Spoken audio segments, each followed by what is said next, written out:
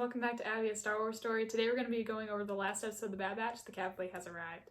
I'll be talking about how I felt about it and how I thought the different scenes and all that played into it. To start off, I definitely feel like it was such a good episode. I feel like a lot of people feel like that. It was a good 50-minute episode. It was amazing.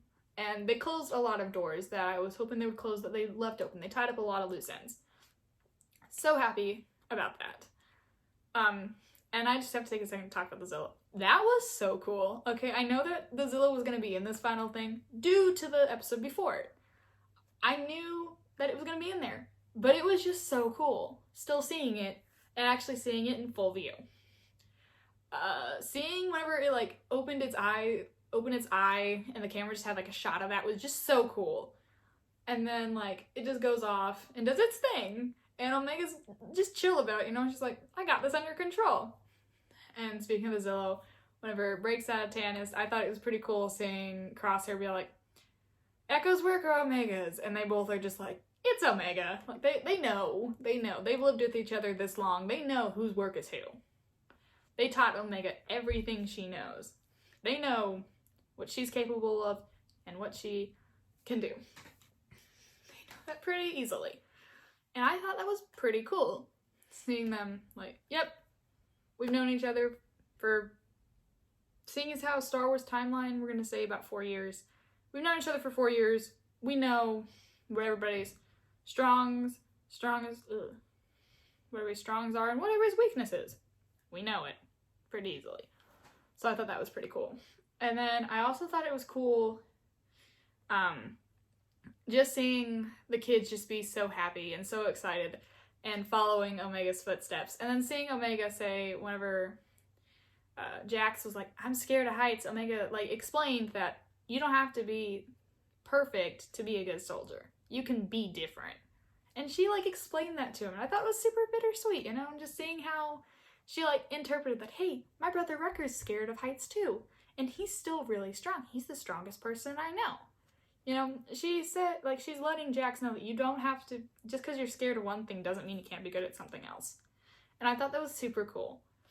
And, my word, it was just so cool seeing Emery help everybody. We all knew it from the last episode, but just seeing her full on do it was so cool. And then seeing her get down on Omega's level and be like, oh, be okay, please, be safe. Because she cares about Omega.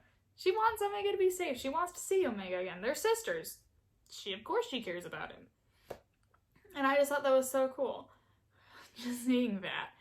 I definitely also thought it was pretty cool just seeing where the story went. And seeing that we had a 50-minute episode was really cool in itself. Seeing how everything went down. Really cool too. We saw everything. Disney tied off a lot of loose ends. Seeing Omega as an adult was pretty cool.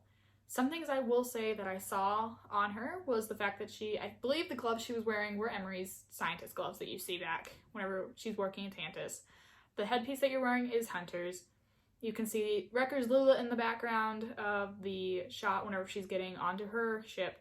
And you can see Tech's glasses. And then if you look on her shoulder, you can see that she's wearing a Clone Force 99 patch. I did not see anything of Crosshairs that she was wearing, but then again, I wasn't really looking at the character. I was mainly looking at the shots and seeing how cool it was. And then seeing as how, whenever she was like, I'm not a kid anymore, Hunter always will protect her. Hunter, I'm gonna say this, is basically a dad to her. And I thought it was pretty cool, Hunter's I always want to protect you. I don't want anything to happen to you. Just like we see in the episode 2 of the first season of The Bad Batch.